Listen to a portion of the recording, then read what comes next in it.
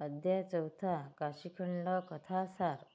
देव व अगस्त्य ऋषीची भेट। वाराणसी काशी हे तीर्थक्षेत्र अविमुक्त क्षेत्र म्हणूनच सुप्रसिद्ध आहे। तेथे सर्व देवांनी शंभो महादेवाचा जय जयकार करत गंगा स्नान केले। गंगा स्नानानंतर सर्वजण विश्वेश्वर मंदिरात आले। तेथे महादेवाची षोडशोपचारे पूजा करून त्यांच्यावर स्तुतिसुमनांचा वर्षाव केला। सर्व देवांनी नानाविध रूपातील शंभो महादेवाची स्तुती केली। त्यावेळी आकाशवाणी झाली, देवांनो, तुमच्या सर्व मनोकामना पूर्ण होतील। महादेवाच्या कृपेमुळे सृष्टी पूर्ववत होईल। विंध्य पर्वताचे लवकरच गर्भहरण होईल। पूजा झाल्यानंतर सर्वजण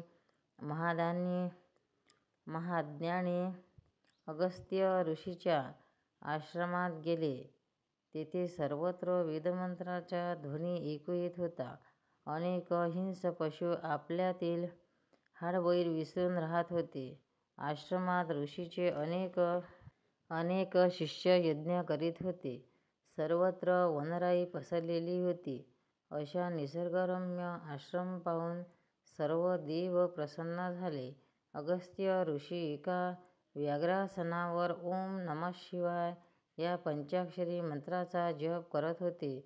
सर्व देवांनी त्यांची स्तुती केली। अगस्त्य ऋषी देवांना म्हणाले, आपण सर्वजण स्वर्गलोक सोडून येथे कशासाठी आला आहात?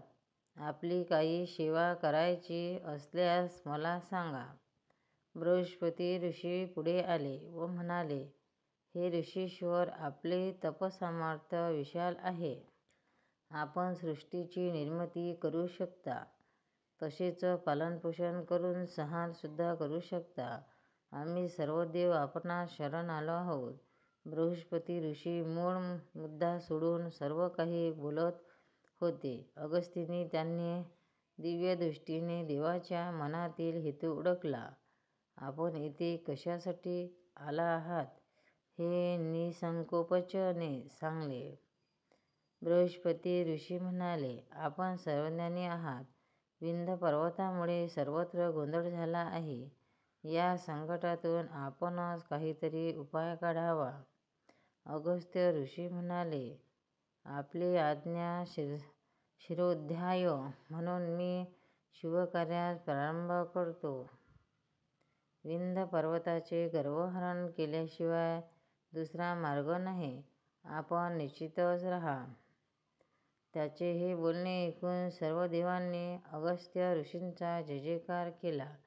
त्यानंतर अगस्त्य ऋषींना नमन करून विमानात आरूढ होऊन सर्व देवदेवतांनी स्वर्गलोकी प्रयाण केले। शंकर पार्वती पते हर हर महादेव। काशीखंड कथासार अध्याय। भक्तांनो, व्हिडिओ आवडल्यास व्हिडिओला लाईक करा, शेअर करा, सबस्क्राईब करा, तसेच बाजूला असलेल्या बेलवर क्लिक करा, म्हणजे याच्यापुढील सर्व व्हिडिओ तुम्हाला सर्वात आधी मिळत जातील। जय श्री कृष्ण।